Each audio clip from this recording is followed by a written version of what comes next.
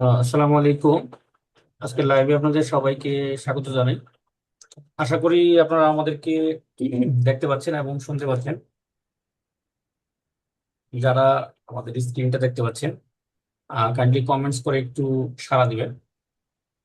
আজকের ক্লাসগুলো ট্রান্সলেশন, আমাদের সাথে যুক্ত আছেন আহ, মিজান স্যার, জনতা ব্যাংকের অফিসার। তার কাছ থেকে আজকে ট্রান্সলেশনের কৌশল শেখার চেষ্টা করব এবং সেই সাথে চেষ্টা করব যে ফোকাস রাইটিং ও তথ্য জানার জন্য। কারণ একটা জিনিস যখন আমরা একটা জিনিস সম্পর্কে জানবো, ধরেন যে আহ, বাংলা কিওয়ার্ড, এটা নিয়ে যদি আমরা শিখি তাহলে ট্রান্সলেশন শেখা হলো, ইয়েও শেখা হলো। এখন আমি জানি না আমাদের মিজান স্যার কি বিষয় নিয়ে আলোচনা করবেন। যে বিষয় নিয়ে আলোচনা করে ট্রান্সলেশন এবং ফোকাস রাইটিং দুটো যেন হয়, এটাই হলো আমাদের আজকের লক্ষ্য। ওকে ভাই, আপনি শুরু করতে পারেন। আসসালামু আলাইকুম, সবাইকে পুনরায় স্বাগত জানাচ্ছি। আমি মিজানুর রহমান, প্রিয় শিক্ষার্থী। আজকে কথা বলবো আসলে ট্রান্সলেশন নিয়ে, যেটা হচ্ছে English to Bangla. English to Bangla ট্রান্সলেশনের ক্ষেত্রে আমরা আক্ষরিক অনুবাদ ব্যাংকের ক্ষেত্রে করি না। আমরা যেটা করি সেটা হচ্ছে থিমেটিক মিনিং, দ্যাট ইজ ভাবানুবাদ। আমরা যাই পড়বো না কেন এখন, সেটার ভাবানুবাদ থাকবে। ভাবানুবাদ করাটা অনেক সহজ। বিশেষ করে দেখবেন যে আমরা ইংরেজি বলতে পারি না ভালোভাবে, ইংরেজি ভালোভাবে লিখতে পারি না হয়তো, কিন্তু ইংরেজি পড়লে বা কেউ একজন ইংরেজি বললে আমরা এতটুকু বুঝতে পারি যে উনি হয়তো এটা বলেছেন বা এটা বোঝাতে চেয়েছেন। ওই যে উনি কি বলেছেন এটা বুঝতে পারি বা উনি কি বোঝাতে চেয়েছেন সেটা বুঝতে পারি। ওটাই যদি আপনি আপনার ভাষায় করতে করে লিখতে পারেন সাজিয়ে, কোনো ইরোর ছাড়া, তাহলে সেটা হয়ে যাবে ভাবানুবাদ। শব্দ চয়নের ক্ষেত্রে যার যত ভালো হবে, তার ভাবানুবাদ, তার ট্রান্সলেশন তত বেশি সুন্দর হবে ইনশাল্লাহ। আজকে যেহেতু আমি ইংলিশ টু বাংলা দেখাবো, নেক্সট ক্লাসে আমি বাংলা টু ইংলিশ দেখাবো। বিশেষ করে ইংলিশ টু বাংলা যখন করি তখন কোনো রুলস এর প্রয়োজন হয় না। এটা হচ্ছে একটা প্র্যাকটিস। ছোটখাটো দু একটা বিষয় আছে, ট্রিক্স আছে, সেগুলো আমি ক্লাসেই বলবো, ক্লাস করানোর সময়।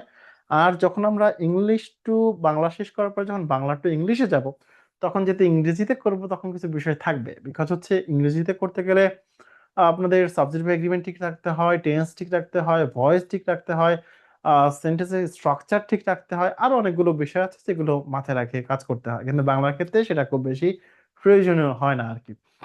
আচ্ছা প্রিয় শিক্ষার্থী, আমরা কথা না বাড়িয়ে শুরু করছি।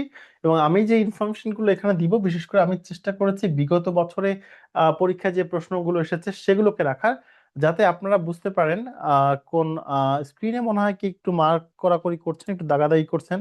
আমি বিশেষভাবে অনুরোধ করব যে স্ক্রিনে মার্ক করব না।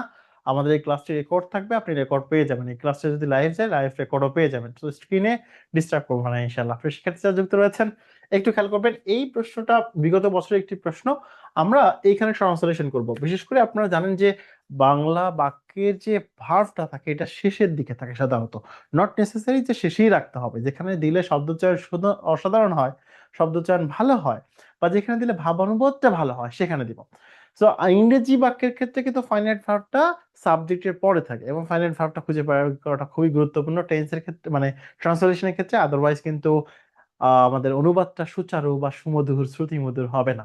সো আমাদের এইটা খেয়াল রাখতে হবে ব্যাংকের ট্রান্সলেশনের ক্ষেত্রে, ভাবানুবাদ যেহেতু আমরা করছি, শ্রুতিমধুর জন্য লাগে। তো সেক্ষেত্রে আসেন আমরা একটু খেয়াল করি। প্রথমে দেখছি লেখা আছে for a developing country. For a developing country, এতটুকুর মিনিংটাই শুধু আপনারা লিখবেন, ফর আ ডেভেলপিং কান্ট্রি। এমন কেউ কি আছেন যে এই অংশের মিনিংটা জানেন না? আমরা কিভাবে মিনিংটা সাজাই একটু খেয়াল করবেন। আমরা কিন্তু ভাবানুবাদ করব। ভাবানুবাদ মানে আমি বুঝিয়েছি যে আপনাদের বলতে বা বুঝতে, যেটা বলে বুঝতে পারেন বা যেটা বললে শ্রুতি মধুর শোনায়, যেটা বললে সেন্টেন্সের মিনিংটা মানে বেখাপ্পা লাগে না, আসলে সেই ধরনের মিনিংটাই বলা হয় ভাবানুবাদ। আর আমরা যেটা এসএসসি তে করেছি, এর আগে বিভিন্ন সময় করেছি, সেটা কিন্তু লিটারাল মিনিং ছিল, দ্যাট ইজ আক্ষরিক অনুবাদ। এখানে আমরা কোনো আক্ষরিক অনুবাদ করছি না। প্রিয় শিক্ষার্থী যারা যুক্ত রয়েছেন, প্রথমে যে অংশটি রয়েছে ফর আ ডেভেলপিং কান্ট্রি, আপনি যদি আপাত দৃষ্টিতে বলতে চান তাহলে হয়তো বলবেন এরকম, for a developing country, for মানে জন্য, এ মানে একটি, ডেভেলপিং মানে উন্নয়নশীল, এবং কান্ট্রি মানে হচ্ছে দেশ। তাহলে ও একটা উন্নয়নশীল দেশের জন্য আপনি এটা বলতে পারেন। আপনি এভাবে বলতে পারেন, উন্নয়নশীল দেশের ক্ষেত্রে, উন্নয়নশীল দেশের পরিপ্রেক্ষিতে, উন্নয়নশীল দেশের পরিপ্রেক্ষিতে। আপনারা জানেন যে বাংলাদেশ যেহেতু একটা উন্নয়নশীল দেশ, তার মানে এটা আপনি ফোকাস এখান থেকে কিছু তথ্য সংগ্রহ করে লিখতে পারবেন ইনশাল্লাহ। সো প্রিয় শিক্ষার্থী খেয়াল করবেন, ফর আ ডেভেলপিং কান্ট্রি, তার কি বললাম, বাংলাদেশ উন্নয়নশীল দেশের পরিপ্রেক্ষিতে বা উন্নয়নশীল দেশের ক্ষেত্রে আপনি যদি বলেন উন্নয়নশীল দেশের জন্য, তাহলে যে ভুল হবে ব্যাপারটা কিন্তু এমন নয়। আচ্ছা আসেন আমরা পরবর্তী সেন্টেন্সটা দেখি। বলছে লাইক বাংলাদেশ। এখানে খেয়াল করতে হবে বাংলাদেশ হচ্ছে একটি নাউন এবং এর আগে লাইক বসেছে, কারণ লাইকটা এখানে প্রিপজিশন হিসেবে কাজ করছে। তো লাইকটা যখন প্রিপজিশন হিসেবে কাজ করে তখন তার অর্থটা দাঁড়ায় মতো বা সাদৃশ।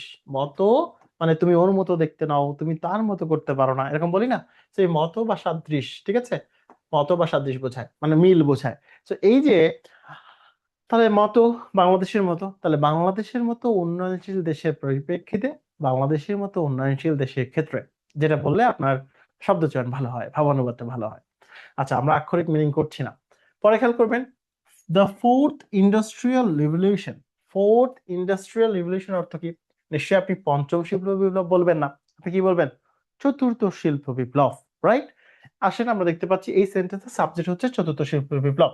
Is a matter of life and death. দেখেন এই সেন্টেন্সটা দেখে আপনার বলতে ইচ্ছা হবে it is a matter of life and death, শুনে মনে হবে যে এটা জীবন এবং মৃত্যু বিষয়। না, এটা হচ্ছে আপনি বলতে পারেন, এখানে আপনি বলতে পারেন যে চতুর্থ শিল্প বিপ্লব মানে বাংলাদেশের মতো উন্নয়নশীল দেশের ক্ষেত্রে চতুর্থ শিল্প বিপ্লব একটা জীবন মৃত্যুর বিষয় না বলে আপনি এটাকে ভাবানুবাদ করে সুন্দর শব্দ চয়ন দিয়ে বলতে পারেন বাংলাদেশের মতো উন্নয়নশীল দেশের ক্ষেত্রে চতুর্থ শিল্প বিপ্লব যে টিকে থাকার লড়াই বা অস্তিত্বের লড়াই। কথা কি বুঝতে পেরেছেন? তাহলে আমরা মিনিংটা লিখে ফেলি। বাংলাদেশের মতো উন্নয়নশীল দেশের ক্ষেত্রে, বাংলাদেশের মতো মতো উন্নয়নশীল উন্নয়নশীল দেশের ক্ষেত্রে, দেশের ক্ষেত্রে চতুর্থ শিল্প বিপ্লব, চতুর্থ শিল্প শিল্প বিপ্লব শিল্প বিপ্লব বিপ্লব একটি অস্তিত্বের লড়াই বা টিকে থাকার লড়াই বলতে পারেন। তো এই যে লাইফ অ্যান্ড ডেথ মানে হচ্ছে জীবন মৃত্যু ওর বিষয়, এটাই বলতে হবে আপনার না, এটাকেই বলা হয় ভাব অনুবাদ। প্রিয় শিক্ষার্থী যারা এই মুহূর্তে যুক্ত রয়েছেন, এখানে লেখা ছিল কি আর আমি এখানে লিখেছি কি, আপনারা বুঝতে পেরেছেন কিনা এই বিষয়টা একটু লিখে জানাতে হবে ইয়েস অথবা নো এর মাধ্যমে এই মুহূর্তে যারা যুক্ত রয়েছেন।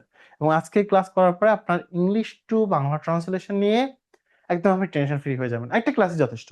জাস্ট আপনার মনের মধ্যে আপনি পারেন ট্রান্সলেশন, কিন্তু আপনার মনের মধ্যে যে কিছু ভয় আছে সে ভয়গুলো দূর করবো। এবং একটু অবগত করতে চাই, আমি যে প্রশ্নগুলো আজকে সলভ করাবো এগুলো কিন্তু বিগত বছরে রিটেন ব্যাংক পরীক্ষা আসা, মানে ব্যাংকের রিটেন পরীক্ষা আসা প্রশ্ন। তো এই প্রশ্নগুলো যদি আপনার কাছে সহজ মনে হয়, এই প্রশ্নগুলো যদি আপনি ভালোভাবে বুঝতে পারেন, তাহলে বুঝতে হবে যে আপনি ট্রান্সলেশনে মোটামুটি ভালো, ঠিক আছে?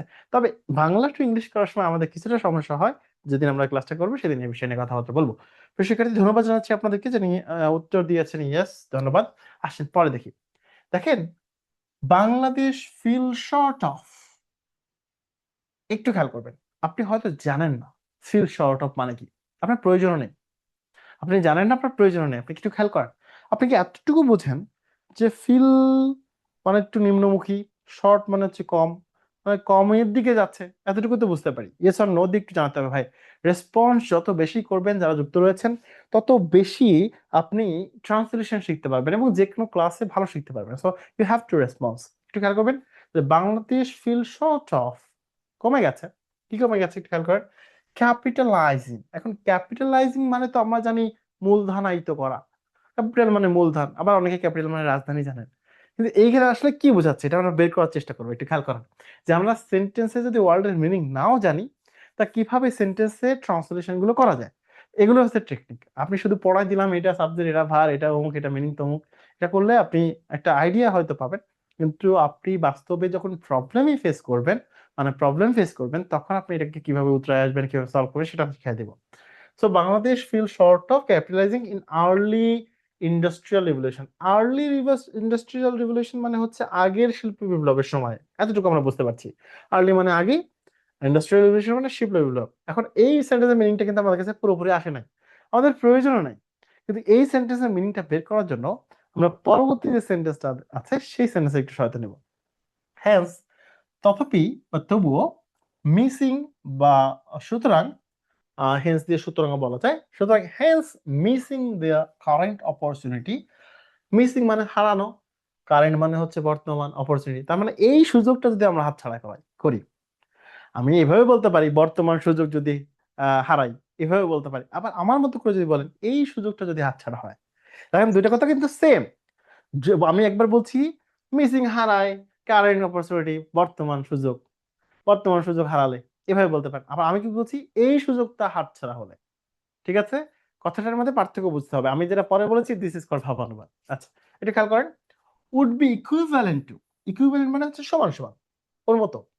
So would be equivalent to একই রকম হয়ে যাবে to living in the prehistoric era. এটা কিসের মতো হয়ে যাবে? বসবাস করার সমান, লিভিং মানে বসবাস, ইন দা প্রিহিস্ট্রিক ইরা। আর হিস্ট্রি মানে ইতিহাস, প্রিহিস্ট্রি মানে পূর্বের ইতিহাস, ইরা মানে যুগ, মানে প্রাচীন যুগে বসবাস করার সমান হবে, তাই না? মানে এইবার একটু বোঝার চেষ্টা করেন যে এই সুযোগটা যদি আমরা মিস করি তাহলে প্রাচীন যুগের বসবাসের সমান হবে। তাহলে একটু খেয়াল করা হতো, তাহলে বাংলাদেশ আগের সুযোগটাও কিন্তু কাজে লাগাইতে পারে নাই। কথা কি বুঝতে পেরেছেন?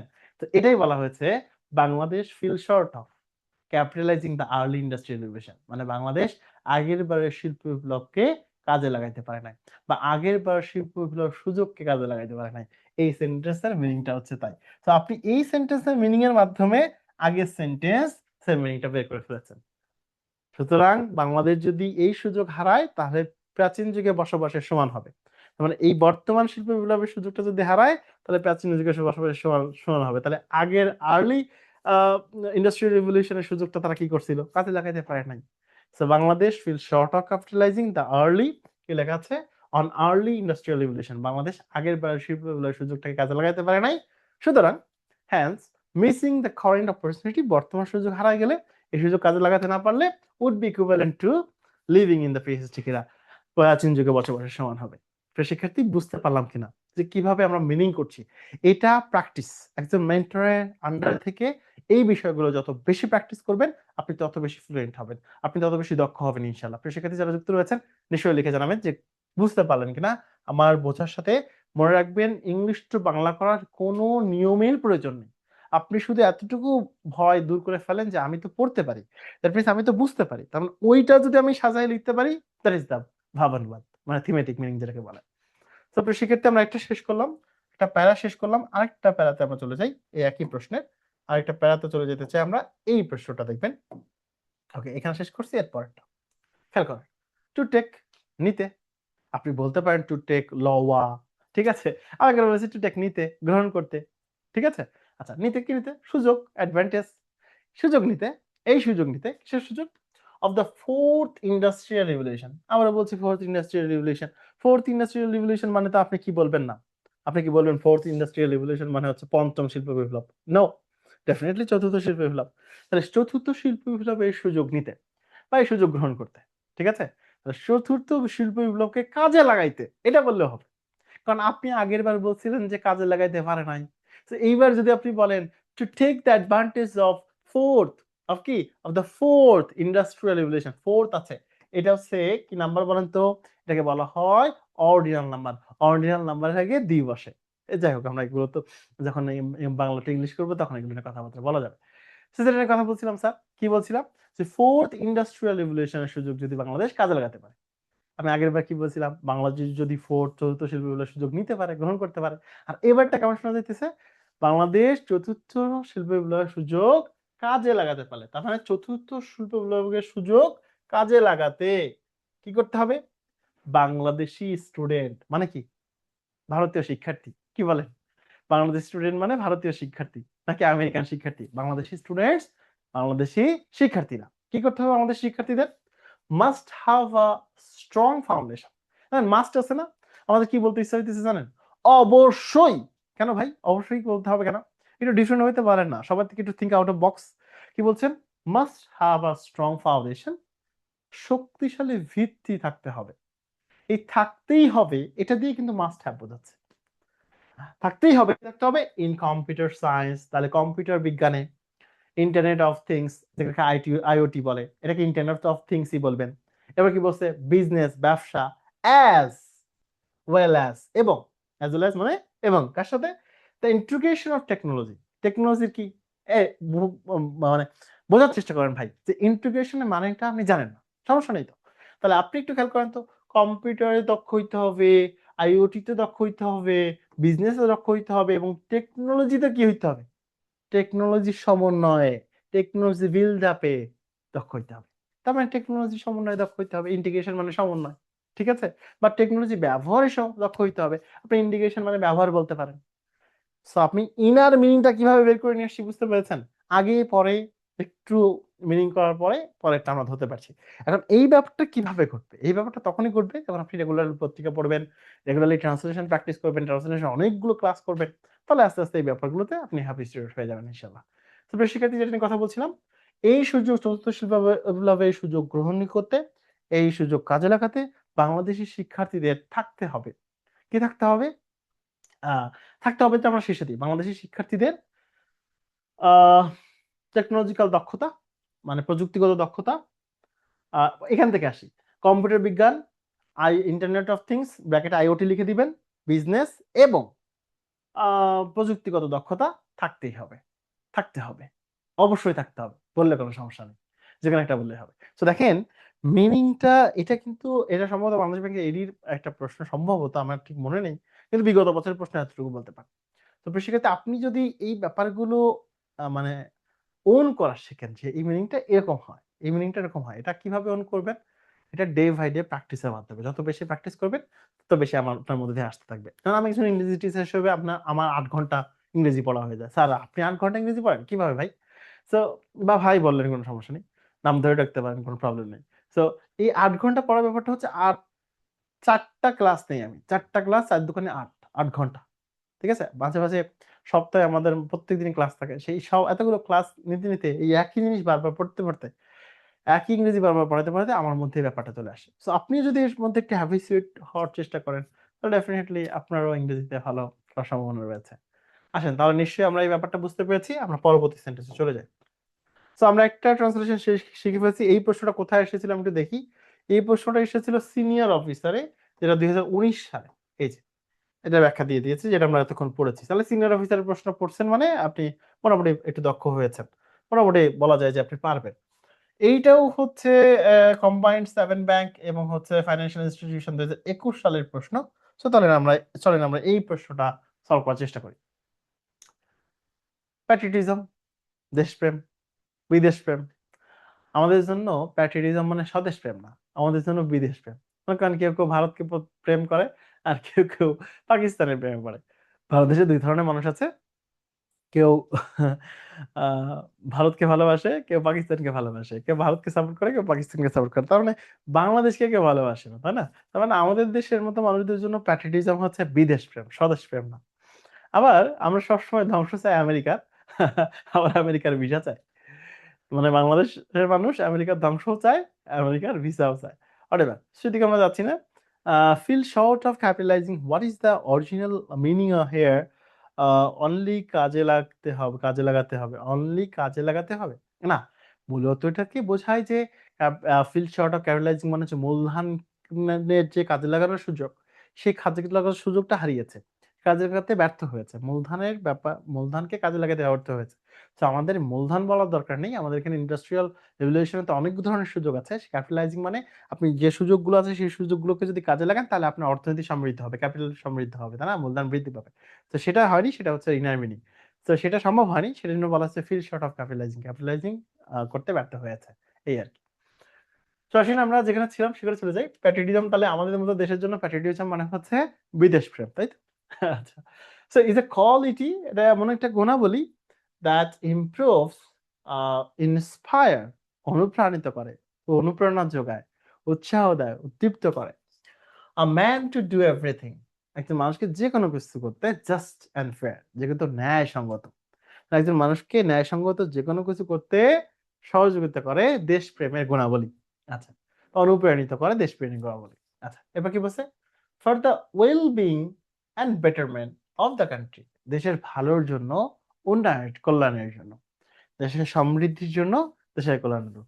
তাহলে দেশের সমৃদ্ধি, দেশের কল্যাণ খেয়াল করবেন, বেটারমেন্ট অফ দ্য কান্ট্রি দেশের কল্যাণ, ফর দ্য ওয়েল বিং দেশের সমৃদ্ধি, তাহলে এটা সমৃদ্ধি, এটা সমৃদ্ধি, একটা কল্যাণ আর একটা সমৃদ্ধি ব্যবহার করছি আমরা।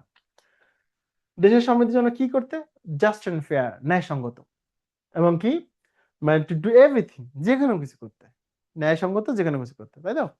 তাহলে দেশ একজন একজন মানুষকে দেশের কল্যাণে ন্যায়সঙ্গত যে কোনো কিছু করতে অনুপ্রাণিত করে দেশপ্রেমের গুণাবলী। শেষ। আরেকবার খেয়াল করেন, প্যাট্রিয়টিজম ইজ এ কোয়ালিটি, দেশপ্রেমের গুণাবলী এমন একটা গুণাবলী দ্যাট ইন্সপায়ার, যা অনুপ্রাণিত করে আ ম্যান টু ডু, একজন মানুষকে করতে, কি করতে অনুপ্রাণিত করে? To do everything just and fair, যা ন্যায়সঙ্গত সে সবকিছু, কি ফর দ্য ওয়েলবিং, সমৃদ্ধিতে and betterment of the country, দেশের কল্যাণে এবং সমৃদ্ধির জন্য ন্যায়সঙ্গত যে কোনো কিছু করতে একজন মানুষকে অনুপ্রাণিত করে দেশপ্রেমের গুণাবলী। আশা করি বিষয়টি বুঝতে পেরেছেন। যার যেখানে বুঝতে অসুবিধা হবে সেখানে আমাকে জিজ্ঞাসা করবেন। মনে রাখবেন, আপনি যখনই ইংলিশ টু বাংলা ট্রান্সলেশন করবেন, you have to try to do ভাবানুবাদ, মানে ওই সেন্টেন্সটা পড়ে যে ভাবানুবাদটা বুঝেছেন, যে অনুবাদটা আপনি বুঝেছেন, যেটা আপনি বুঝেছেন যে এটা দ্বারা এই বুঝাইতেছে, ওটাকে লিখবেন। এক্ষেত্রে কিছু কিছু শব্দের মিনিংও যদি আপনি না জানেন, তাও খুব বেশি এটা আপনাকে ইফেক্ট করে না। এক্ষেত্রে নিয়মিত ডেইলি স্টার পড়া আপনাকে একটা ভালো সুবিধা দিতে পারে। ইট ইজ দ্য কোয়ালিটি, এইটা একটি গুণাবলী, এমন একটা গুণাবলী, এটা সেই গুণাবলী দ্যাট ইম্পেলস, খেয়াল করেন, আপনি ইম্পেলস মানে জানেন না, আমার জানার দরকারও নেই। খেয়াল করেন কিভাবে বের করি আমরা। এই কোয়ালিটি, এই গুণাবলী that impels a man to sacrifice his interest, যা তার নিজের স্বার্থ ত্যাগ করতে কি করে? বাধা দেয় না, ওই যে অনুপ্রাণিত করে। তার মানে এই যে ইন্সপায়ার মিনিংটা যা এখানে, ইম্পেলস মানে এটা তাই, কারণ এটা তো পজিটিভ জিনিস বোঝাইছে। তার মানে ইম্পিল মানে আমরা বাধা দেওয়া বলবো না, ইম্পিল মানে অনুপ্রেরণা, সাহায্য করা, করতে বলা, এরকম কিছু একটা বলবো, মানে পজিটিভ কিছু একটা বলবো। তাই একজন মানুষকে তার নিজের স্বার্থ ত্যাগ করতে, শুধু স্বার্থ না, তার আরামায়েশ, তার আনন্দ, হাসি খুশি, ইভেন এমনকি এবং এমনকি হিজ লাইফ, তার জীবন পর্যন্ত স্যাক্রিফাইস করতে অনুপ্রাণিত করে। তো দেশপ্রেমের গুণাবলী একজন মানুষকে কি কি মানে ত্যাগ করতে অনুপ্রাণিত করে? তার স্বার্থ, তার আরামায়েশ, তার আনন্দ, তার আনন্দ বা তারপরে হচ্ছে তার এমনকি তার লাইফ স্যাক্রিফাইস করতে, ত্যাগ করতে, বিলিয়ে দিতে অনুপ্রাণিত করে। দেখেন ভার্বটাকে বাংলা বাক্যে আমরা একটু শেষের দিকে রাখার চেষ্টা করছি, অনুপ্রাণিত করে।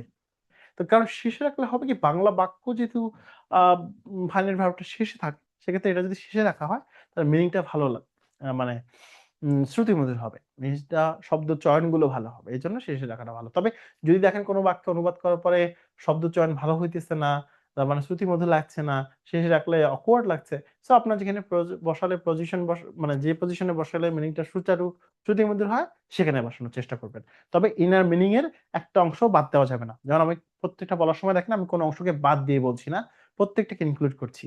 এরপরে খেয়াল করেন, প্যাট্রিয়টিক জিল, খেয়াল করেন, আপনি জিলের মানে জানেন না, এটা দরকার নেই। একটু খেয়াল করেন, প্যাট্রিয়টিক তো বোঝেন, দেশপ্রেম, মেক্স এ ম্যান ডিউটিফুল, একজন মানুষকে কি করে তোলে? দায়িত্ববান করে তোলে, কর্তব্যপরায়ণ করে তোলে, তাই না?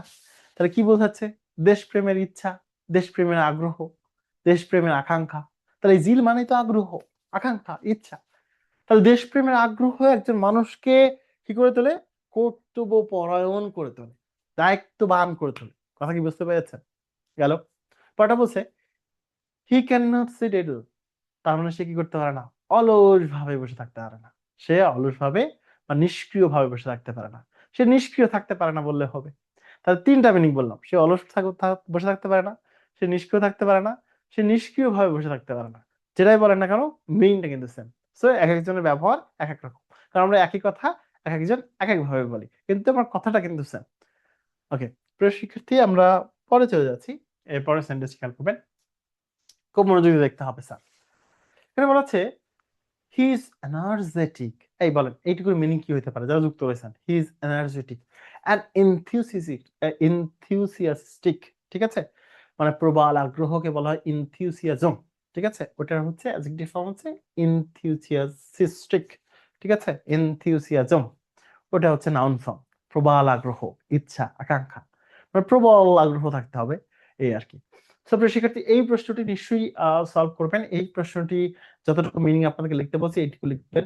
হি ইজ এনার্জেটিক, তিনি উদ্যমী অ্যান্ড ইনথিউসিস্টিক মানে হচ্ছে আগ্রহী। তিনি উদ্যমী এবং আগ্রহী থাকেন। আমরা আগ্রহ না বলে বলতে পারি তিনি উদ্যমী এবং সচেষ্ট থাকেন, মানে সবসময় নিজের চেষ্টায় কাজ করা, এটা হচ্ছে সচেষ্ট থাকা, আগ্রহী থাকা। তো যেটা বললে সেন্টেন্সের মিনিংটা সুচারু লাগে, শ্রুতিমধুর লাগে। তাহলে হি ইজ এনার্জেটিক, উদ্যমী, অ্যান্ড এনথিউসিস্টিক, সচেষ্ট।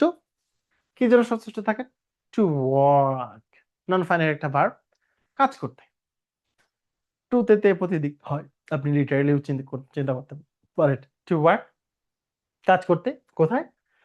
ফর দ্য কান্ট্রি, দেশের জন্য। তাহলে দেশের জন্য কাজ করতে তিনি সব সময় সচেষ্ট ও উদ্যমী থাকেন। কথা কি বুঝতে পারছি? আরেকবার বলছি, দেশের জন্য কাজ করতে, খেয়াল করেন, দেশের জন্য কাজ করতে। আপনি দেশের জন্য না বলে বলতে পারেন দেশের কাজ করতে, জন্যই বলতে হবে ফর আছে বলে, ব্যাপারটা এমন না। আপনি বলতে পারেন দেশের কাজ করতে তিনি সব সময় উদ্যমী এবং সচেষ্ট থাকেন। কথা কি নিশ্চয়ই বুঝতে পেরেছেন? সো প্রিয় শিক্ষার্থী, আমরা পরবর্তী সেন্টেন্স চলে যেতে চাই। তার আগে একটু জেনে নিতে চাই যে আপনাদের যদি কোনো জিজ্ঞাসা থাকে, যেমন এখানে দেখতে পাচ্ছেন ইজটা, এখানে কিন্তু লিঙ্কিং ভার্ব। তো লিঙ্কিং ভার্বের পরে অ্যাডজেক্টিভ বসে, এনার্জেটিকটা কিন্তু এখানে অ্যাডজেক্টিভ, এখানে এন্ড এর আগে যেতে অ্যাডজেক্টিভ আছে, তাহলে এন্ড এর পরেরটাও কিন্তু অ্যাডজেক্টিভ, তাই না? এই ব্যাপারটা বুঝতে পারেন। এই সেন্টেন্সে অলরেডি দেখেন এই লিঙ্কিং ভার্বটাই হচ্ছে এখানে ফাইনাইট ভার্ব। এই সেন্টেন্সে একটা সেন্টেন্স একটাই ফাইনাইট ভার্ব থাকে, আরো একটা ভার্ব এই সেন্টেন্স আমাদের প্রয়োজন হয়েছে, সেই জন্য এটাকে নন ফাইনাইট ভার্ব হিসেবে ব্যবহৃত হয়েছে।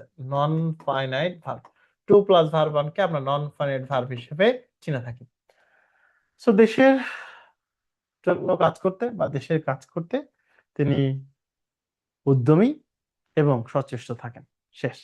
আপনি আপনার মতো করে বলেন, আমার থেকেও হয়তো ভালো অনেকের হচ্ছে, অনেক ভালো লিখছেন হয়তো। তো শিক্ষার্থী কোথাও বুঝতে অসুবিধা হলে সাথে সাথে আমাকে ইনফর্ম করতে হবে, সাথে সাথে জানাতে হবে। মনে রাখতে হবে এই ধরনের ক্লাসগুলো যত মেন্টরের সাথে থাকে থেকে করা যাবে, তত বেশি আপনি এক্সপার্ট হবেন ইনশাআল্লাহ। তো শিক্ষার্থী, আপনাদের সাথে রয়েছে মিজানুর রহমান। খেয়াল করবেন লেখা রয়েছে হি অলওয়েজ। অবে মানে মনে হয় আপনি জানেন না, কিন্তু ম্যাক্সিমাম জানা উচিত। অবে মানে হচ্ছে মান্য করা, মেনে চলা বা সম্মান করা বলতে পারেন। সে আইনকে সম্মান করে, শ্রদ্ধা করে, মানে আইনকে মেনে চলে, একই কথা। সো অলওয়েজ তিনি মেনে চলেন আইন, the law, pay tax, tax প্রদান করেন, কর প্রদান করেন, and things for the betterment of the country, দেশের ভালোর কথা চিন্তা করেন। তাহলে তিনি দেশের ভালোর কথা চিন্তা করেন, things for the betterment of the country, দেশের ভালোর কথা চিন্তা করেন, কর প্রদান করেন, আইন মেনে চলেন। ঠিক আছে? তাহলে তিনি আইন মেনে চলেন, কর প্রদান করেন এবং দেশের ভালোর জন্য চিন্তা করেন। ঠিক আছে? দেশের ভালোর জন্য চিন্তা করেন, শেষ। বা দেশের ভালোর চিন্তা করেন, দেশের জন্য ভালো চিন্তা করেন, যেটা বলে শ্রুতিমধুর লাগে সেটা আপনি ইউজ করেন। দেখেন, এরকম সহজ সহজ ট্রান্সলেশনই আপনার বিগত বছরে এসেছে। কিন্তু কিছু কিছু মানুষ আছে যারা এমন ভাবে আপনাকে পড়ায়, এমন কঠিন ফাঁদে আপনাকে ফেলায় যে দেখেন এগুলো কিন্তু প্রচুর কঠিন, বিশাল কঠিন আসবে, তীব্র কঠিন আসবে। সো এটাতে আপনি আরো বেশি ভয় পেলেন। আপনি এমনিতে তো ভয় পান যে ইংরেজি কঠিন, আমি ইংরেজি পারি না, ট্রান্সলেশন আমার দ্বারা হবে না, ফোকাস রাইটিং আমি পারবো না। ব্যাপারগুলো এতটাও কঠিন না। এতটা কঠিন হলে যারা চাকরি পেয়েছে তারা কি চাকরি পাইতো? তারা কি মঙ্গল গ্রহ থেকে এসেছে? তারাও পৃথিবীর মানুষ, আপনিও পৃথিবীর মানুষ। তারা যদি পারে, আপনিও পারবেন ইনশাআল্লাহ। প্রিয় শিক্ষার্থী, আসেন আমরা পরবর্তী সেন্টেন্সটি দেখি। কনফিডেন্সটা সব থেকে ইম্পর্টেন্ট জিনিস। এই পড়াশোনার ক্ষেত্রে আগে আপনার মনের মধ্যে যে ইতস্তত বোধগুলো আছে, যে ভয়গুলো আছে, এগুলোকে ঝেড়ে ফেলতে হবে যে আমি পারি না। কেন ভাই আপনি পারেন না কেন? আপনি কতবার চেষ্টা করেছেন আমাকে বলতে পারেন? যে আপনি ৫ বার চেষ্টা করেছেন, ৬ বার চেষ্টা করেছেন, ৮ বার, না ৯ বার, না ১০ বার, না ২০ বার। তারপরে আপনি বলছেন যে পারেন না। না, আপনি একবারও চেষ্টা করেননি। আপনি আগে থেকেই বলতেছেন যে আপনি পারেন না। যেমন বাংলাদেশের ম্যাক্সিমাম শিক্ষার্থীর বাংলায় সমস্যা, ইংরেজিতে সমস্যা, জিকে সমস্যা, সবকিছুতে সমস্যা।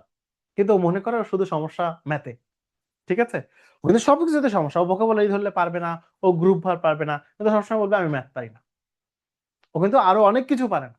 তো এই যে আমি অমুক পারি না, এমনি তো বলতেছি ম্যাথ পারি না এবং অন্য জিনিসও পারি না। ভাই আপনি পড়া শুরু করেন। অনেকেই বলবেন যে স্যার কি পড়বো, কোনটা পড়বো বুঝতেছি না, কিভাবে বই কিনছেন না কিছু? যা কিনছেন ওটা শুরু থেকে শেষ পর্যন্ত পড়ার আগে যেটা আপনার পরীক্ষার টার্গেট, সেই পরীক্ষার প্রশ্নগুলো একবার পড়েন। আপনার বুঝতে হবে না, জাস্ট পড়েন। পড়লে আপনি অনেক কিছু রিয়েলাইজ করতে পারবেন যে কোথা থেকে আসলে প্রশ্ন আসে। এবার আপনি যে বইগুলো কিনেছেন প্রত্যেক সাবজেক্টের জন্য, সেই বইগুলো ধারাবাহিকভাবে পড়ার চেষ্টা করেন। পড়ার সময় আপনি দেখতে পাবেন যে ও, এই প্রশ্নটা তো ব্যাংকের পরীক্ষায় দেখেছিলাম, এটা এসেছিল, মানে এই টপিকটা গুরুত্বপূর্ণ, তাহলে এই টপিকটাকে একটু গুরুত্ব দিয়ে পড়তে হবে। আপনি যতদিন না পর্যন্ত এইগুলো করছেন ততদিন পর্যন্ত আপনি এক্সপার্ট হবে না। অমুক এক্সপার্ট দেখেন, তমুক এক্সপার্ট দেখেন ব্যাংকের, অমুক, ওনারা কি জন্ম থেকেই ব্যাংকার হয়ে গেছেন? ওনারা কি জন্ম থেকে সবই জানেন? না ভাই, ওনারা এই প্রসেস হয়তো ভিন্ন ভালো কোনো প্রসেস আমার থেকে বলা, আমি যা বলছি তার থেকেও হয়তো আরো ভালো কোনো প্রসেস। ডেফিনেটলি সবাই মেধাবী, মেধা আসলে আহ আছে সবার, কিন্তু মেধাকে কতজন কাজে লাগাইতে পারে? আপনারও মেধা আছে, আমারও মেধা আছে। আমি সারাদিন নাক ডেকে ঘুমাই, স্ক্রল করি, আমার পড়তে যেতে কষ্ট হয়, আমার টেবিলে বসতে কষ্ট হয়, আর আপনি কি করেন? সারাদিন প্র্যাকটিস করেন।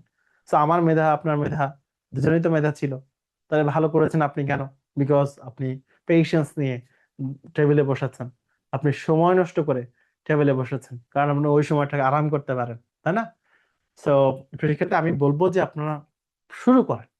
যে যেখানে যে অবস্থায় আছেন, আপনি হয়তো কয়েক বছর পড়েননি, আপনি অনেক ঝামেলার মধ্যে ছিলেন, আজকে তো এই ভিডিওটা আমার সামনে যদি দেখছেন, ক্লাসে যেহেতু আছেন, তার মানে আপনি আজকেই হয় সিদ্ধান্ত নিয়ে নেন যে এই 26 সালে যে সার্কুলার গুলো হয়েছে, এর যে কোনো একটাতে যেন ইনশাল্লাহ আমার চাকরি হয়ে যায় খুব শীঘ্রই। ঠিক আছে? তো আপনি শুরু করেন, আমি এটাই বলবো। আপনি ও পারেন না, তা পারেন না, আপনি সবই পারেন। আপনি সবই পারেন, আপনি পড়েন না, এটা হচ্ছে মূল কথা। আপনি ম্যাথ পারেন না বলছেন, আপনি ম্যাথ করেন, করেন না। আপনি বলছেন যে আমি আইসিটি পারি না, আপনি আইসিটি পড়েন, পড়েন না। স্যার আমি বাংলা পড়ি না, আপনি বাংলা পড়েন, পড়েন না। আবার পড়তে গেলে আপনার বই শেষ হয় না, কি পড়তে হয় ওটা বোঝেন না। ওই যে বলছি, কি বুঝবেন? বিগত বছরের প্রশ্নগুলো সলভ করেন, আপনি খুব সহজে ধরতে পারবেন যে আসলে কোথা থেকে প্রশ্ন আসে। যেমন আজকে আমি ট্রান্সলেশনে বিগত বছরের প্রশ্নগুলো আপনাকে ট্রান্সলেট করে দিচ্ছি। তো আপনি এটা পড়ে হয়তো কিছুটা কনফিডেন্স পাবেন, যেটা তো মোটামুটি সহজ, স্যার তো পারছে এবং এগুলো তো আমার কাছে খুব বেশি কঠিন লাগছে না। তার মানে এখন যেহেতু আমি একটু একটু পারছি, তার মানে আমি যখন চেষ্টাটা শুরু করব ফুললি, তখন তো আমি পুরোটা ভালোভাবে পারবো আরো। আর আমি টিচার হিসেবে, টিচার 100% পাবেন, বা টিচার হয়তো 90% পারবেন, আমি স্টুডেন্ট হিসেবে যদি 70% পারি, তাহলেই তো আমার জন্য এনাফ। মানে স্টুডেন্ট হয়ে তো আপনাকে এক্সপার্ট হতে হবে না, আপনাকে এভারেজ হইতে হবে। সো আপনি যদি এভারেজ হতে পারেন, that will be better for job preparation. আসলে আমরা শুরু করি। এরপর কি বলছে? এবার বলছে প্যাট্রিয়টিজম, দেশপ্রেম ইজ আ কোয়ালিটি, একটা গুণাবলী দ্যাট টিচেস, মানে দেশপ্রেমের গুণাবলী শেখায়। ওখানে অনুপ্রাণিত করে আর এখানে শেখায়। এখানে কিন্তু এটা রিলেটিভ প্রোনাউন, ঠিক আছে? এটা রিলেটিভ প্রোনাউন, ঠিক আছে? যখন সে ভার্বের সাবজেক্ট হিসেবে কাজ করে এবং আহ দুটি সেন্টেন্সকে যুক্ত করে, তখন আমরা তাকে রিলেটিভ প্রোনাউন বলি। দেখেন একই সাথে সে প্রোনাউনের কাজ করছে, একই সাথে এই সেন্টেন্স এবং এই সেন্টেন্সকে যুক্তও করছে, রিলেটিভ প্রোনাউন। কিন্তু আমি যদি বলতাম আই নো, আমি জানি, দ্যাট, যে you are a brilliant student, আপনি একজন ভালো শিক্ষার্থী, তাই না? আমি জানি যে আপনি একজন, এখানে বলতে হবে যে মেধাবী শিক্ষার্থী, ব্রিলিয়ান্ট মানে ভালো হতে পারে যে আপনি একজন ভালো শিক্ষার্থী, বুদ্ধিমান শিক্ষার্থী, তাই না? আপনি একজন রুচিপূর্ণ শিক্ষার্থী বলা যেতে পারে। সো মানে একটা সেন্টেন্স কোন অ্যাঙ্গেলে আমরা কথা বলছি, কোন গল্পের মধ্যে আমরা ব্যবহার করছি, কোন প্যারার মধ্যে আমরা ব্যবহার করছি, তার উপর নির্ভর করে এটা মিনিং ব্যবহার করতে হবে। যেমন আপনি নেগোসিয়েশন শুনেছেন, নেগোসিয়েশন, দেখেন নেগোসিয়েশন শব্দটা যদি একটা মিটিং এর মধ্যে আমরা ব্যবহার করি, তাহলে এটা হবে, নেগোসিয়েশন মানে হচ্ছে আলোচনা করা। যদি আমরা নেগোসিয়েশন কোনো একটা ঝামেলা মেটানোর ক্ষেত্রে ব্যবহার করি, তাহলে সেখানে নেগোসিয়েশনের মানে হবে মীমাংসা করা। আবার আমরা দেখি চেকের উপর লেখা থাকে নেগোশিয়েবল, হস্তান্তরযোগ্য, নট নেগোশিয়েবল, হস্তান্তরযোগ্য না। মানে একটা সেন্টেন্সের উপর নির্ভর করে একটা ওয়ার্ডের মিনিং কি হবে সেটা নির্ধারিত হয়। যেমন আমি একটা সহজ উদাহরণ দিই, আপনারা যারা মিনিং করতে পারেন না তাদের জন্য এইসব কথাবার্তা বলছি।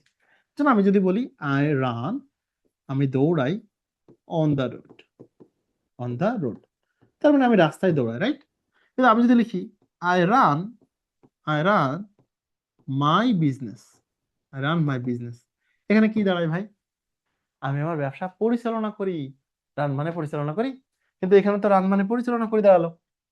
তাহলে প্রিয় শিক্ষার্থী, সেন্টেন্সের উপর নির্ভর করে আপনার শব্দের অর্থের পরিবর্তন হতে পারে, ভিন্ন অর্থে ব্যবহৃত হতে পারে। এই ব্যাপারটা আমরা অনেকে মেনে নিতে পারি না, এই জন্য আমাদের আহ অনুবাদটা অন্যদের মতো শব্দ চয়ন ঘটে না, অন্যদের মতো শ্রুতি মতো লাগে না, আমাদেরটা ভাবানুবাদ ভালো হয় না। কথা কি বুঝতে পারছি? কারণ আমরা ওই দৌড়ানোর মধ্যেই পড়ে থাকি, পরিচালনাতে আর যেতে পারি না। ঠিক আছে? আচ্ছা, আমি যদি এখানে যদি বলি ভালো স্টুডেন্ট, তাহলে অনেকের বলতে মানে শুনতে খারাপ লাগবে যে ভালো স্টুডেন্ট, ব্রিলিয়ান্ট মানে তো মেধাবী জানতাম, স্যার কি কিছু পারে না নাকি, হ্যাঁ ভালো স্টুডেন্ট বলতেছে কেন? সো ডিপেন্ডস অন ইউ যে আপনি ওই সেন্টেন্সে ওই শব্দটা কি হিসেবে ব্যবহার করেছেন, ওই সেন্টেন্সে ওই শব্দটার মিনিং আসলে কি বুঝাইতেছে। আচ্ছা, যাক আমরা পরে চলে যাই। তাহলে এই গুণাবলী শেখায় ম্যান ফেলো ফিলিং। মনে করেন আপনি ফেলো ফিলিং বোঝেন না, ফেলো ফিলিং বোঝে না, সহানুভূতি তো বোঝেন, তাহলে আপনি বলেন একজন মানুষের অনুভূতি বুঝতে শেখায়। আপনি ফেলো ফিলিং বলতে বোঝায় সহকর্মীর অনুভূতি, সহকর্মীর দুঃখ দুর্দশা, কিন্তু আপনি বোঝেন না, তো আপনি অনুভূতি বলেন, অনুভূতি তো বোঝেন যে ফিলিং মানে অনুভূতি, ফেলো ফিলিং এর মিনিং বলার দরকার নেই। এবার কি বলা হচ্ছে ফ্রাটার্নিটি, ভ্রাতৃত্ব, ছোটবেলা থেকে জেনে আসছেন। ওই যে রুশ বিপ্লবের 3টা ইয়া ছিল, তার মধ্যে একটা ছিল ফ্রাটার্নিটি, ভ্রাতৃত্ব। আহ ফরাসি বিপ্লবের, সরি নট রুশ বিপ্লব। এবার কি বলছে লাভ, ভালোবাসা, এটার মানে মনে হয় আপনারা জানেন না, আর সবগুলো জানেন। তো এটা না জানলে আপনার জীবনে খুব বেশি ইম্প্যাক্ট ফেলবে না, এটা নিয়ে আপনি টেনশন করেন না। এবার হচ্ছে সিম্প্যাথি, সহানুভূতি for the countryman, countryman, country মানে দেশ, মেন মানে মানুষ, কারণ আমি সহজে বলে দিলাম দেশের মানুষ, সাধারণ মানুষ, ঠিক আছে, বললেই হচ্ছে। তাহলে দেশের মানুষের প্রতি সহানুভূতি, ভালোবাসা, ভ্রাতৃত্ববোধ, অনুভূতি বা ভালোবাসা বা ভালোবাসতে শেখা একজন মানুষকে, ঠিক আছে। দেশপ্রেমের গুণাবলী দেশের মানুষের প্রতি সহানুভূতিশীল, ভালোবাসা, ভ্রাতৃত্ববোধ এবং সহানুভূতি করতে শেখায় বা সহানুভূতি দেখাতে শেখায় বা ভালোবাসতে শেখায়, এভাবে বলতে পারেন, কোনো সমস্যা নেই। তাহলে শেখাটাকে আমরা শেষে কেন রাখলাম? কারণ এটা হচ্ছে সেন্টেন্সে ফাইনাইট ভার্ব। বাংলা বাক্যে ফাইনাইট ভার্ব সাবজেক্টে পরে থাকে, কিন্তু ইংরেজি বাক্যে ফাইনাইট ভার্ব শেষে থাকে। আচ্ছা, এইখানে যে বিষয়টা নিয়ে কথা বলছিলাম আসলে, সেটা নিয়ে একটু কথা বলি। এইখানে কিন্তু এটা রিলেটিভ প্রোনাউন, কারণ এই একসাথে এখানে সাবজেক্টের কাজ করছে, একই সাবজেক্টিভ প্রোনাউনে কাজ করছে, এবং একসাথে এখানে সে ভার্বের সাবজেক্ট হিসেবে কাজ করছে, সেই দুইটা সেন্টেন্সকে যুক্তও করছে, রিলেশন করছে, তো রিলেটিভ প্রোনাউন। কিন্তু এইখানে খেয়াল করেন, এখানে তো সাবজেক্ট না, এখানে সাবজেক্ট আছে, হি, you are A, you are হবে, you are a brilliant student. তো এই আর ভার্বের সাবজেক্ট হচ্ছে ইউ, ইউ ভার্ব আছে, সাবজেক্ট আছে, আর ভার্ব আছে, এখানে নো ভার্ব আছে, আই সাবজেক্ট আছে, এই পাশেও সাবজেক্ট ভার্ব আছে, এই পাশেও সাবজেক্ট ভার্ব আছে। এই দুইটা জিনিসকে যখন যুক্ত করছে তখন এটা রিলেটিভ না, তখন এটা রিলেটিভ প্রোনাউন না, তখন এটা কনজাংশন বলতে হবে। বিষয়টা বুঝতে পারছি আশা করি। আসলে আমরা একটু সামনের দিকে চলে যাই, আমরা এখনো কিন্তু এটা শেষ করিনি, এটা কিন্তু অনেক বড়। তো দেখতে পাচ্ছি এটা বলছে প্যাট্রিয়টিক ম্যান, একজন দেশপ্রেমিক মানুষ কে প্লিজার, আনন্দ পায়। কিভাবে আনন্দ পায়? In removing the sufferings, sufferings মানে কি? দুর্দশা, সমস্যা বলতে পারেন, সমস্যা রিমুভ করে আনন্দ পায়, তার দুর্দশা মুছে দিয়ে আনন্দ পায়, ঠিক আছে। একজন দেশপ্রেমিক মানুষ সমস্যা বা ভোগান্তি বা দুর্দশা মুছে দিয়ে দূর করে আনন্দ পায়, শান্তি পায়, সমস্যা নেই। এরপরে কি বলছে? অ্যান্ড এবং Saroj of the fellow man, এবং তার মানুষের জন্য বা দেশের মানুষের জন্য বা সহকর্মীদের জন্য, সহ প্রতিবেশীদের বলতে পারেন ফেলো ম্যান, বা দেশের মানুষ বলতে পারেন, বা শুধু মানুষ বলেন, তাহলে মানুষের দুঃখ, সরো দুঃখ, মানুষের দুর্দশা সাফারিংস বা সমস্যা দূর করে একজন দেশপ্রেমিক মানুষ আনন্দ পায়, এভাবে বলতে পারেন। এরপরে চলে যাচ্ছি আমরা পরে। হি স্পেন্ডস, তিনি স্পেন্ডস হিজ টাইম, তার সমস্ত সময় ব্যয় করেন, সমস্ত সময় খরচ করেন বা সমস্ত সময় বিলিয়ে দেন, উৎসর্গ করেন, কাদের জন্য? এবং এনার্জি, তার সমস্ত সময় এবং শ্রম, এখানে এনার্জি মানে শক্তি বললে হবে না, সময় এবং শ্রম, মানুষের জন্য কাজ করে শ্রম দিচ্ছে, তাহলে সময় এবং শ্রম ব্যয় করেন কি জন্য? টু ডেভেলপ দ্য কান্ট্রি, দেশের উন্নয়নে। এবং কি করতে? ইটস কালচার, সংস্কৃতি, সিভিলাইজেশন বিপ্লব, ইটস ইকোনমি অর্থনীতি, অ্যান্ড পলিটিক্যাল সিস্টেম। তাহলে কিসের কিসের জন্য তিনি তার সময় এবং সময় ব্যয় করেন? দেশের রাজনৈতিক ব্যবস্থা, রাজনৈতিক অবস্থা বলতে পারেন, অর্থনীতি, সভ্যতা, সংস্কৃতি উন্নয়নে তিনি সময় ও শ্রম দেন বা সময় শ্রম দিয়ে থাকেন, বা সময় শ্রম দেন বললে বেশি ভালো হয়, যেহেতু প্রেজেন্ট ইনডিফিনিট টেন্সে আছে। আচ্ছা, টেন্সের ব্যাপারগুলো কিভাবে ঘটে, এই ব্যাপারগুলো আমি আস্তে আস্তে দেখাবো। আপনি একদিনে সব শিখে ফেলতে চেয়েন না, কারণ একদিনে সব শিখে ফেললে তো আসলে কোচিং ব্যবসাটাই লস হয়ে যাবে, তাই না? আমরাও তো একটা ব্যবসা করছি। সব শিখাতে আসেন। অন দ্য কন্ট্রারি, অপরদিকে, অন্যদিকে আ ম্যান, একজন মানুষ। তাহলে এতক্ষণ আপনি পক্ষে বলতেছিলেন, এখন চলে গেছেন বিপক্ষে। তার মানে ডিভয়েড অফ মানে বিপক্ষ, নেগেটিভ কিছু একটা হবে। কি হবে এটা আমরা পরে দেখবো। আমি জানি, আপনি কিভাবে বের করবেন সেটা দিয়ে খেয়াল করবেন। একজন মানুষ ডিভয়েড অফ প্যাট্রিয়টিক জিল, দেশপ্রেমের প্রতি আগ্রহী, দেশপ্রেম বিবর্জিত মানুষ। ঠিক আছে? দেশপ্রেম বিবর্জিত একজন মানুষ এঙ্গেজেস, সংযুক্ত করে অল হিজ টাইম, তার সমস্ত সময়, ইন অ্যাচিভিং মিন ইনস, নিম্ন বা নিচু বা নিম্ন জিনিস, তুচ্ছ জিনিস অর্জনে। তাহলে দেশপ্রেম বিবর্জিত মানুষ তুচ্ছ জিনিস অর্জনে, মিন মানে নিচু বা তুচ্ছ, তুচ্ছ জিনিস অর্জনে তার সমস্ত সময় ব্যয় করে। কথা কি বুঝতে পারছেন? অপরদিকে একজন দেশপ্রেম বিবর্জিত মানুষ তুচ্ছ জিনিস অর্জনে তার সমস্ত সময় ব্যয় করে। এই হচ্ছে আমাদের ভাবানুবাদ। আমরা শুধু চেষ্টা করছি যে আমি যতটুকু জানি, আ ম্যান ডিভয়েড অফ বর্জিত, প্যাট্রিয়টিক জিল দেশপ্রেমে আগ্রহ বর্জিত, এঙ্গেজে সংযুক্ত করা, অল হিজ টাইম তার সমস্ত সময়, ইন অ্যাচিভিং অর্জনে, ইন মিনস মিন ইনস তুচ্ছ জিনিস। তার এই যে ব্যাপারগুলো আপনারা বুঝতে পারছেন কিনা নিশ্চয়ই লিখে জানাবেন। যদি কারো বুঝতে অসুবিধা হয় নিশ্চয়ই আমাকে জানাবেন, নিশ্চয়ই। ওকে, সো প্রিয় শিক্ষার্থী, আমরা আরো একটি সলভ করব। আমরা এই ব্যাপারগুলো যত ভালো বুঝতে পারবো, আমরা কিন্তু এই ব্যাপারগুলো কিন্তু ভিন্ন ভিন্ন প্রেক্ষিতেও কিন্তু আমরা কাজে লাগাতে পারবো। কম্বাইন্ড 9 ব্যাংক অফিসার 2022 সালের একটি প্রশ্ন আমরা এখন সলভ করছি। শিক্ষার্থী আসেন আমরা একটু দেখি।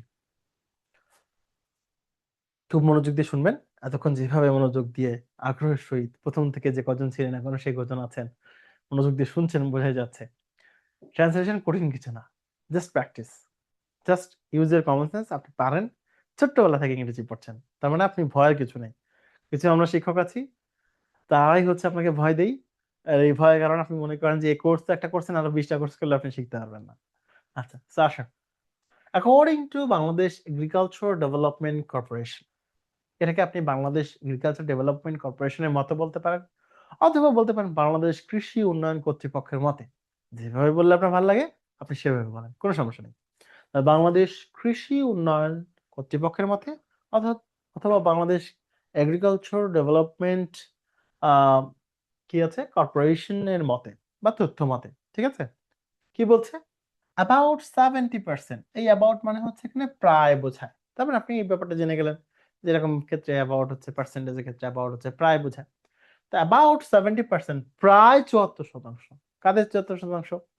অফ 2 crore ফার্মার, মানে 2 কোটি কৃষকের 74%। ইরিগেট, ছোটবেলায় ইরিগেশন পড়তাম না? তো ইরিগেশন মানে কি? সেচ। তাহলে ইরিগেট মানে কি? সেচ দেওয়া, তার মানে পানি দেয়, সেচ দেয়। কিভাবে সেচ দেয়? ইরিগেট মানে তাহলে সেচ দেওয়া। তাহলে 2 কোটি কৃষকের 74% সেচ দেয় দেয়ার ল্যান্ড, তাদের জমিতে সেচ দেয়। কি করে? With diesel powered engine. Diesel power মানে কি? ডিজেল চালিত পাম্প দিয়ে, ডিজেল চালিত মেশিন দিয়ে, তাই না? Engine in Bangladesh. তাহলে বাংলাদেশের 2 কোটি কৃষকের প্রায় 74% ডিজেল চালিত ইঞ্জিন দ্বারা, ডিজেল চালিত মেশিন দ্বারা জমিতে সেচ দেয়। সেচ দেয়টা শেষে নিয়ে গেলাম কার তথ্য মতে? বাংলাদেশ কৃষি উন্নয়ন কর্তৃপক্ষের তথ্য মতে। এই কথাটা শুরুতে যুক্ত করে দেবো। তো এই হচ্ছে বিষয়, খুবই সহজ বিষয়। আসেন না একটু সামনের দিকে যাই। বলছে দ্য ডিজেল প্রাইস, ডিজেলের মূল্য, ডিজেলের দাম, হাইক, তাহলে ডিজেলের মূল্য বৃদ্ধি। কি হয়েছে? And recent increase of fertiliser price. Fertiliser মানে সার। তাহলে ডিজেলের মূল্য এবং সারের মূল্য বৃদ্ধি। তাহলে ডিজেলের মূল্য বৃদ্ধি এবং সাম্প্রতিক সময়ে সারের মূল্য বৃদ্ধি। কথা বুঝতে পেরেছেন? কি হচ্ছে দেখেন, উইল হ্যাভ ডিট্রিমেন্টাল ইফেক্ট। এই সারের মূল্য আর ডিজেলের মূল্য যদি বেড়ে যায় তাহলে সেটা ভালো প্রভাব ফেলবে নাকি খারাপ প্রভাব ফেলবে? আপনি ডিট্রিমেন্টালের মানে জানেন না, ধরে নেন আপনি জানেন না। অনেক পণ্ডিত মানুষ আছেন এখানে হয়তো, আবার অনেকেই আছেন হয়তো একটু ঢৌ মেরে এসে দেখে যাচ্ছেন যে অমুক জায়গায় কেমন ক্লাস হয় দেখি, অমুক কেমন পড়ায় একটু দেখি। তো মনে করেন আমরা জানি না, উনি হয়তো জানেন। সো ডিট্রিমেন্টাল যে পজিটিভ কিছু হবে না এটা তো বুঝতে পারছি, কারণ দাম বেড়ে গেলে তো পজিটিভ কিছু হওয়ার কথা না। তাহলে এটা খারাপ কিছু হবে, তাই না? তাহলে কি করবে? ডিট্রিমেন্টাল ইফেক্ট মানে খারাপ প্রভাব ফেলবে। তা খারাপ প্রভাব না বলে আমরা ক্ষতিকর প্রভাব বলতে পারি। এই ডিট্রিমেন্টাল মানেই তো ক্ষতিকর, তাই না? সে বলছে ক্ষতিকর প্রভাব ফল বয়ে আনবে অন দ্য এগ্রিকালচার সেক্টর, কৃষি খাতে। তাহলে ডিজেলের মূল্য বৃদ্ধি এবং সাম্প্রতিক সময়ে সারের মূল্য বৃদ্ধি কি করবে বলেন? ক্ষতিকর প্রভাব বয়ে আনবে, ক্ষতিকর ফলাফল বয়ে আনবে কৃষিক্ষেত্রে। তাহলে কৃষিক্ষেত্রে কৃষিক্ষেত্রে ক্ষতিকর প্রভাব বয়ে আনবে, ক্ষতিকর প্রভাব বয়ে আনবে ভবিষ্যৎ, ফিউচার উইল হ্যাভ। ঠিক আছে? আচ্ছা, সো আমরা ফাইনাইট ভার্বটাকে আবারও শীর্ষে রাখার চেষ্টা করেছি, বাংলা বাক্যের ফাইনাইট ভার্বটা শীর্ষে থাকে। আসেন আমরা পরবর্তী সেন্টেন্সটিতে চাই। এই সেন্টেন্সটি খেয়াল করবেন, একটু মনোযোগ দিয়ে দেখবেন। আমরা দুইটা কিন্তু প্যারা শেষ করে ফেলছি। এটা নিয়ে সারা রাত পড়ানো যায়, এটা নিয়ে 10 মিনিটও পড়ানো যায়। সো আমি একটা মিডিল লেভেলে আছি, সারা রাত পড়াইতেছি না, 10 মিনিটও পড়াইতেছি না, এটা মিড রেঞ্জে আসলে থাকার চেষ্টা করছি। সো একটু আপনাদের কাছ থেকে জেনে নিতে চাই যে আপনাদের কোনো প্রশ্ন আছে কিনা, আপনারা বুঝতে পারছেন কিনা, বা আপনারা কোনো প্রশ্ন জিজ্ঞাসা করতে চান কিনা। যে ধরনের কোনো প্রশ্ন আমাকে জিজ্ঞাসা করতে পারেন, যে কোনো জিনিস জানতে চাইতে পারেন, কোনো সমস্যা নেই। প্রিয় শিক্ষার্থী, এই মুহূর্তে যারা যুক্ত রয়েছেন নিশ্চয়ই লিখে জানাবেন। ওকে, যাক। অন্যদিন ক্লাসে সংখ্যা যারা থাকে তার থেকে কমতে থাকে, এখন যে বাড়তে থাকছে বিষয়টা ভালো লাগছে। তার মানে এতদিন খারাপ পড়াইতাম, এখন ভালো পড়াইতেছি, এমন কিছু হইতে পারে। সে বলছে দিস প্রাইস হাইকস, এই মূল্যের বৃদ্ধি, এই মূল্যের বৃদ্ধি, এই প্রাইস হাইক মূল্য বৃদ্ধি উইল পুশ আপ। আমরা যখন শপিং মলগুলোতে যাই, ওখানে একটা লেখা থাকে পুশ পুল। মানে পুল করলেন মানে কি, নিচের দিকে নিয়ে আসলেন, কমায় দিলেন। পুশ করলেন মানে কি, ঠেলে দিলেন, বাড়ায় দিলেন, তাহলে বৃদ্ধি করবে। ঠিক আছে? তাহলে পুশ আপ বৃদ্ধি করবে। এই মূল্য বৃদ্ধি বৃদ্ধি করবে, বা এটার মূল্যের ঊর্ধ্বগতি বলতে পারেন, আরো ভালো হয়। এই মূল্যের ঊর্ধ্বগতি বৃদ্ধি করবে বা বাড়িয়ে তুলবে। কি বাড়িয়ে তুলবে? প্রোডাকশন কস্ট মানে কি? উৎপাদন কস্ট, খরচ। প্রোডাকশন কস্ট, উৎপাদন খরচ বাড়াবে। হুইচ, যা মে রিডিউস, রিডিউস মানে কি? কমিয়ে দেবে এগ্রিকালচারাল আউটপুট। মানে আউটপুট মানে কি বলেন? আউটপুট মানে তো সবাই জানি, বলেন তো আউটপুট মানে কি? কৃষি উৎপাদন কমিয়ে দিবে। এখানে আউটপুট বলতে কৃষির উৎপাদনকে বোঝাচ্ছে। মানে এখানে আউটপুট মানে ফলাফল, বাইরের কিছু এটা না বলে এগ্রিকালচার আউটপুট বলতে কৃষির উৎপাদন বললে বেশি বেটার হবে। নিশ্চয়ই বিষয়টি বুঝাতে পেরেছি। তো সেক্ষেত্রে আসেন আর একটু সামনের দিকে যাই। পরেরটাতে বলা হচ্ছে কনসিকুয়েন্টলি, ধারাবাহিকভাবে, ফলশ্রুতিতে, যেটা বললে আপনার ভালো লাগে। মেনি ফার্মার্স, অনেক চাকরিজীবী নাকি? মেনি ফার্মার্স মানে অনেক চাকরিজীবী না? অনেক কৃষকেরা কি হবে? Will not be able to. Will not be able to মানে কি? সক্ষম নয়, আমি এটা করতে সক্ষম হব না। Will not be able to do the work, আমি পড়তে সক্ষম হব না। Will not able to read দা বুক, আমি খাইতে সক্ষম হব না। Will not able to it foods. ঠিক আছে? আমি খাবার খাইতে যদিও বলিনি, তারপরে ফুড দেওয়াটা ভালো। আচ্ছা আসেন, তাহলে will not able to continue production, তারা উৎপাদন করতে পারবে না, নাকি বলবেন উৎপাদন চালিয়ে যেতে পারবে না? ওটা বললেও হবে, কিন্তু তারা উৎপাদন করতে পারবে না, উৎপাদন করতে সক্ষম হবে না, বললে একই রকম। আচ্ছা, আনলেস, যদি না, at a time of global food, তাহলে এমন একটা, এখানে আনলেস শব্দটা অকওয়ার্ড লাগছে, আনলেস শব্দটা মনে হচ্ছিল না কোনোভাবে আহ যুক্ত হয়ে গেছে সম্ভবত। Unless at a time of global food shortage due to Russia Ukraine war. এখানে আনলেসটা হবে না, আমি একটু দেখতে চাই আসলে আনলেসটাই আছে কিনা এখানে। আমি একটু দেখতে চাই এখানে আনলেসটাই আছে কিনা, না হলে একটু ঝামেলা হয়ে যাবে, মিনিংটা করতে অসুবিধা হবে। মানে এটা এমন একটা সময় ঘটেছে যখন রাশিয়া ইউক্রেনের যুদ্ধ চলছে। মানে একেতে রাশিয়া ইউক্রেনের যুদ্ধে সবকিছুর দাম বৃদ্ধি, একই সাথে ওই কারণেই তো পেট্রোলের দাম বৃদ্ধি, ডিজেলের দাম বৃদ্ধি, সারের দাম বৃদ্ধি হইতেছে, এবং এটা উৎপাদনে ব্যাহত করছে, সবকিছু এলোমেলো হয়ে যাবে। তো একটু দেখি এখানে ইয়াটা ছিল কিনা, আনলেসটা ছিল কিনা। একটু সময় দিয়ে সহযোগিতা করবেন নিশ্চয়ই।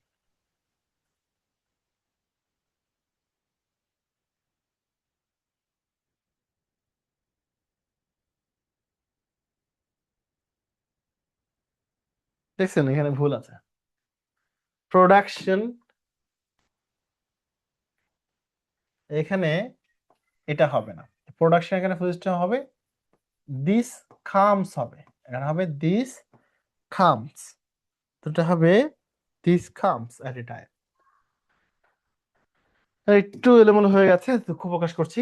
তো বলছে this comes at a time, এটা এমন একটা সময় এসেছে, এমন একটা সময় ঘটছে, অফ গ্লোবাল ফুড শর্টেজ, যখন খাদ্য সংকট, বৈশ্বিক খাদ্য সংকট চলছে, ডিউ টু, কারণে, রাশিয়া ইউক্রেন ওয়ার, যখন রাশিয়া ইউক্রেন যুদ্ধের কারণে বৈশ্বিক খাদ্য সংকট চলছে, তখন এই বিষয়টি এসেছে বা তখন এই বিষয়টি ঘটেছে। তাহলে এটা এমন একটা বিষয় সময় ঘটেছে যখন রাশিয়া ইউক্রেন যুদ্ধের কারণে বৈশ্বিক খাদ্য সংকট চলছে। আশা করি বিষয়টি বুঝতে পেরেছেন। এই ছিল মোটামুটি আমাদের ক্লাস। ক্লাসটা আরো বেশি প্রাণবন্ত করা সম্ভব রিডিং ক্লাস যদি আপনারা কথা বলেন। যত বেশি কথা বলবেন, যত বেশি প্রশ্ন করবেন, তত বেশি শেখার সম্ভাবনা বাড়তে থাকে। সো একা একা আসলে খুব বেশিক্ষণ বকা, খুব বেশি কথা বলা একটা টাফ। যখন টু ওয়ে কমিউনিকেশন হবে, পেয়ার টু পেয়ার কমিউনিকেশন হবে, তখন কমিউনিকেশন একটা মাধুর্যতা তৈরি হবে, কমিউনিকেশন একটা সৌন্দর্য তৈরি হবে। তো যাই হোক, সেটা হয়তো সম্ভব হয়নি আপনাদের পক্ষ থেকে। সো আমরা চেষ্টা করব একটা ট্রান্সলেশন গুলো এভাবে প্র্যাকটিস করতে। আমি একটু আপনাদের মধ্য থেকে দু একজনের প্রশ্ন নিতে চাই যারা এই মুহূর্তে যুক্ত রয়েছেন, আপনাদের অনুভূতি জানতে চাই। প্রিয় শিক্ষার্থী যারা যুক্ত রয়েছেন, আপনাকে কথা বলার সুযোগ দেওয়া হয়েছে এবং সুযোগ দেওয়া ছিল শুরু থেকে। সো আপনাদের যদি কোনো প্রশ্ন থাকে নিশ্চয়ই করবেন। আপনাদের আরো কিভাবে ভালো করতে পারেন বা কোনো প্রশ্ন আছে কিনা, আসলে যে কোনো ধরনের প্রশ্নের সর্বোচ্চ উত্তর দেওয়ার চেষ্টা করবো। ভাই, প্রশ্ন করে আপনার মনের মধ্যে যে প্রশ্নগুলো আছে আপনি সেগুলো করে উত্তর চেয়ে নিতে পারেন। এটা আপনার দায়িত্ব, কারণ আপনি টাকা দিয়ে ভর্তি হয়েছেন, আরো অনেকে হয়তো ভবিষ্যতে ভর্তি হবেন। তো প্রিয় শিক্ষার্থী, এই মুহূর্তে যারা যুক্ত রয়েছেন, আপনার কাছে বিশেষভাবে অনুরোধ জানাচ্ছি যে আপনাদের কোনো প্রশ্ন আছে কিনা জানতে চাই। আমরা 3টা পরীক্ষার 3টা ট্রান্সলেশন সলভ করেছি। এর থেকে বেশি একটা ক্লাসের প্রয়োজন নেই, এটাই এনাফ। তারপরে আপনাদের যদি কোনো প্রশ্ন থাকে সেই প্রশ্নগুলো উত্তর দিব ইনশাল্লাহ।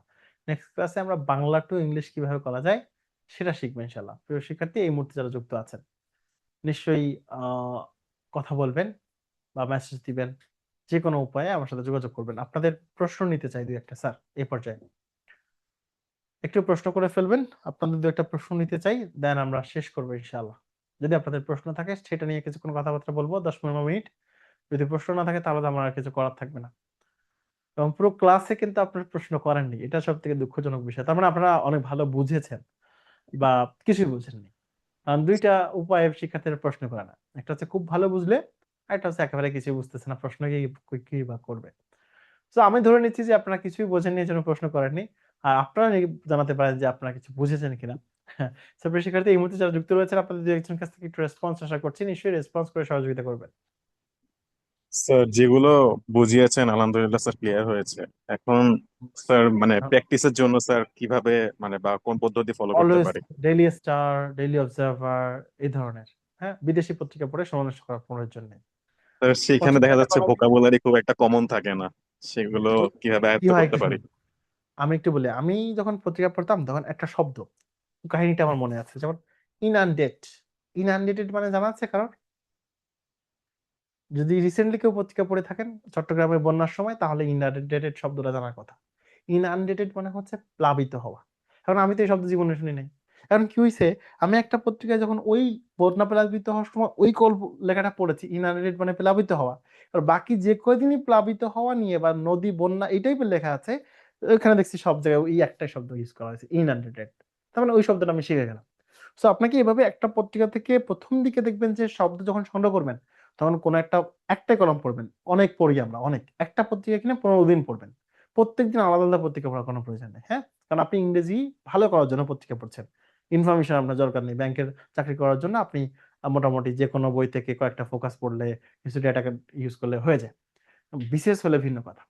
সো এই যে একটা পত্রিকা পড়ছেন, পড়ার পরে কি হলো, আপনি একটা পত্রিকার একটা কলাম পড়ছেন বা যে কোনো একটা আর্টিকেল পড়ছেন, পড়ার সময় দেখবেন যে আপনার প্রথম যখন পড়বেন তখনের দিকে দেখবেন যে একটা পত্রিকা পড়লে, একটা কলাম পড়লে 10, 20টা, 30টা, 40টা, 50টার মতো শব্দ আপনার লিখতে হতে পারে, বা কারো হইতে এর থেকেও বেশি।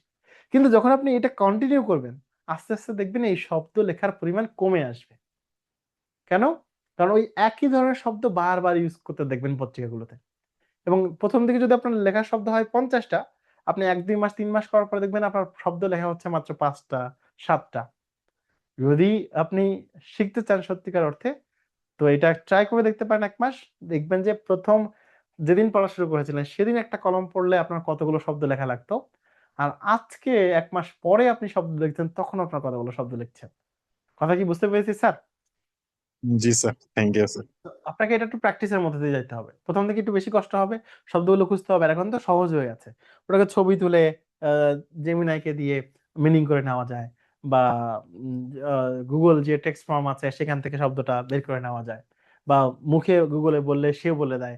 জেমিনাইকে বললে সেও বলে দেয়। সো এখন তো আর অনেক কষ্ট করে টাইপ করা লাগে না, ডিকশনারিতে খোঁজা লাগে না। তার আগে তো আরো কঠিন ছিল। বড় ডিকশনারি বই ছিল সেখানে খুঁজতে হইতো। তো ব্যাপারটা তো এখন সহজ হয়ে গেছে। তো আমি আশা করব আপনারা এই ব্যাপারটা অব্যাহত রাখবেন। আর কারো কোনো প্রশ্ন আছে কিনা? ভাই প্রশ্নগুলো করে ফেলেন। আপনার মনের প্রশ্ন তো আরেকজন করে দিবে না। আপনার প্রশ্ন আপনাকেই করতে হবে। এবং আপনাকে যথাসাধ্য আমার ছোট্ট অভিজ্ঞতায় যতটুকু অর্জন আছে সেটা থেকে আমি উত্তর দেওয়ার চেষ্টা করব। তো শিক্ষার্থী নিশ্চয়ই আর কারোর প্রশ্ন থাকলে জানাবেন। নাহলে আমরা এখানে শেষ করব। কারণ আমাদের ইংরেজি থেকে বাংলা করা ভাবানুবাদে কিছুটা ধারণা আমরা পেয়েছি। এবং বিগত বছর ৩ টা প্রশ্ন সলভ করেছি। সবগুলোই কম্বাইন্ড ব্যাংকের প্রশ্ন। তার মানে এই প্রশ্নগুলো যেহেতু আপনি পেরেছেন, কিছুটা বুঝেছেন, কিছুটা আত্মস্থ করতে পেরেছেন, তাহলে সামনে কোনো কঠিন প্রশ্ন আসলে সেটা হয়তো আত্মস্থ করতে পারবেন ইনশাআল্লাহ। তো শিক্ষার্থী যারা যুক্ত ছিলেন, আপনাদের যদি আর কোনো প্রশ্ন না থাকে তাহলে আমরা এখানে শেষ করব। বিদায় জানাবো। ভালো থাকবেন, সুস্থ থাকবেন। বিদায় নিচ্ছি আমি মিজানুর রহমান। আল্লাহ হাফেজ। আসসালামু আলাইকুম।